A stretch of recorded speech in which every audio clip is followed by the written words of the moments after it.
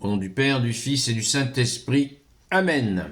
La paix de Jésus soit dans votre maison, sa paix et sa joie. Alléluia. J'espère que vous allez bien, que vous êtes dans la paix et la joie de Jésus. Amen.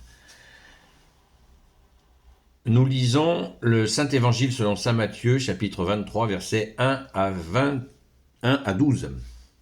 Que ta parole, ô Jésus, rentre dans mon esprit, que ma bouche proclame ta parole et que mon cœur l'accueille. Amen.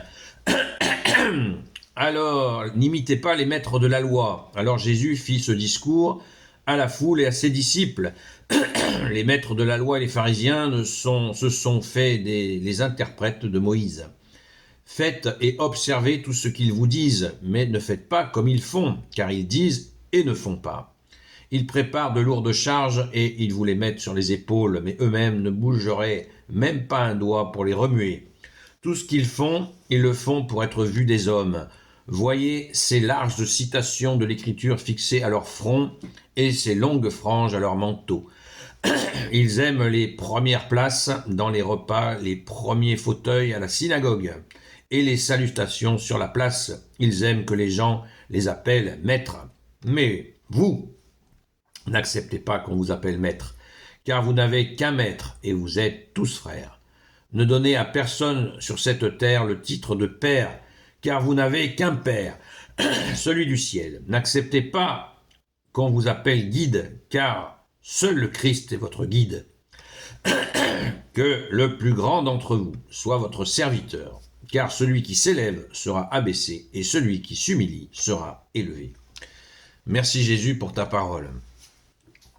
Waouh, quelle douche. Pardon, j'ai un chat dans la gorge.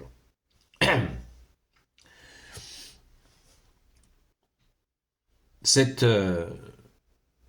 aspect est vraiment central tout au long de l'Évangile. Des religieux qui ont séché la religion. Religion, religare, veut dire relié à Dieu, et séché, ça veut dire des hommes qui se mettent en travers dans ce lien direct avec Dieu. C'était le cas des maîtres de la loi, des pharisiens.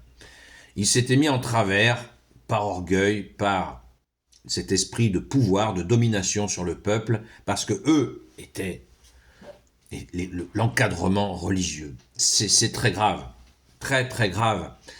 Et c'est peut-être un des pires péchés que de couper les autres de leur relation à Dieu. Alors Jésus est venu pour faire cesser ça.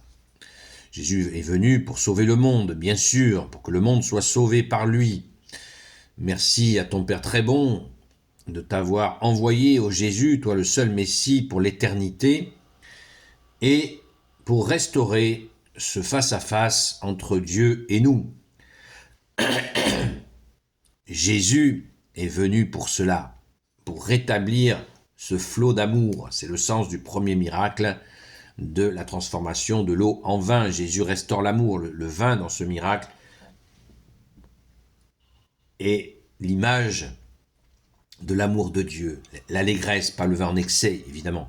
Dans notre société, hélas, dès qu'on parle d'un sujet, on voit toujours l'aspect négatif. C'est dramatique, parce que le vin, c'est l'allégresse, c'est une douceur.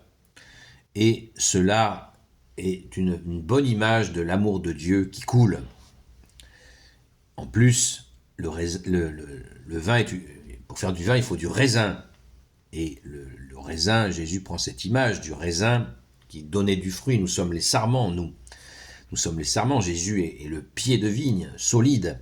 La vigne appartient au Père, nous dit Jésus dans cette parabole merveilleuse. C'est très beau, c'est très puissant. Et les raisins sont les fruits de nos vies, qu'il nous faut travailler sans cesse. C'est pas sans Jésus, évidemment.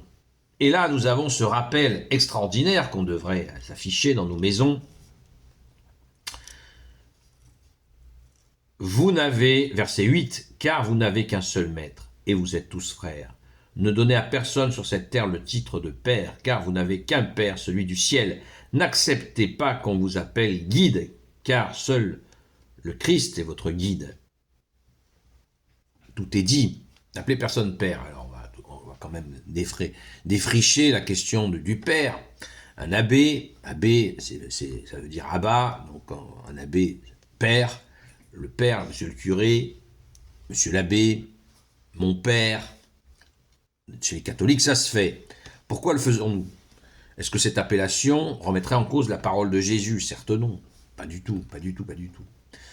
Moi, je crois que cette appellation père, quand Jésus dit n'appeler personne père, il s'agit des hommes très riches qui avaient tout autour d'eux plein de gens qui essayaient de leur soutirer un petit peu de travail, petit coup de main, un prêt.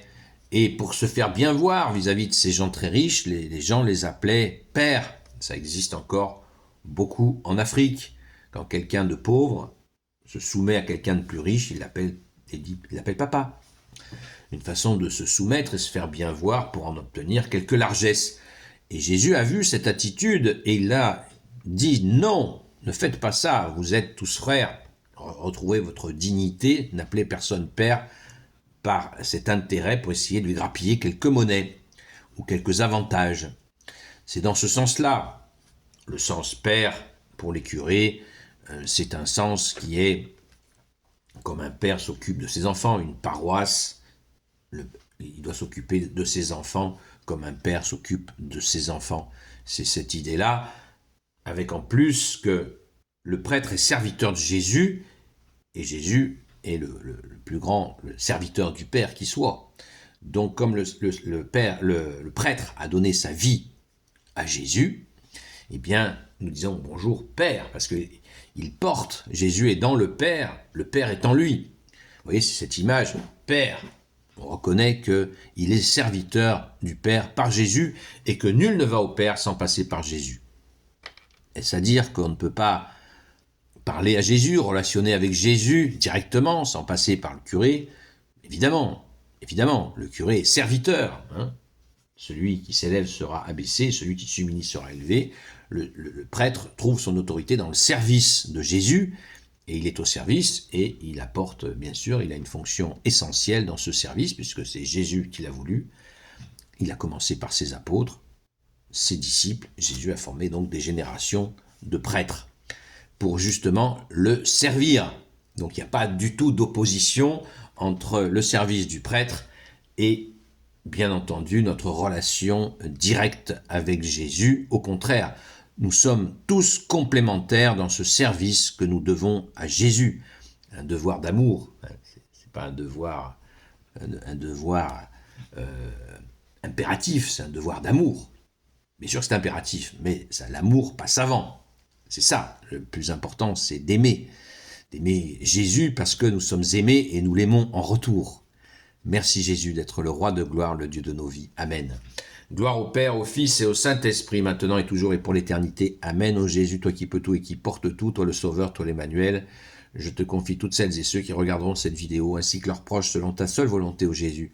Sainte Marie, Reine des cieux, toi l'Immaculée Conception, toi qui écrases le serpent, toi qui es la lune sous tes pas, toi notre Mère, Notre-Dame, Saint Joseph, toi le juste et le saint, toi le sage, toi la terreur des démons, toi le saint gardien de la Sainte Église catholique apostolique, Sainte Marie-Madeleine, notre chère sainte patronne, qui a tant aimé Jésus et qui continue à l'aimer et qui nous apprend à l'aimer et à le connaître. Merci Sainte Marie-Madeleine.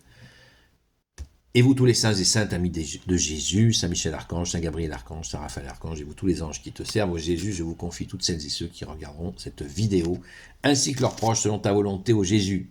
À très vite!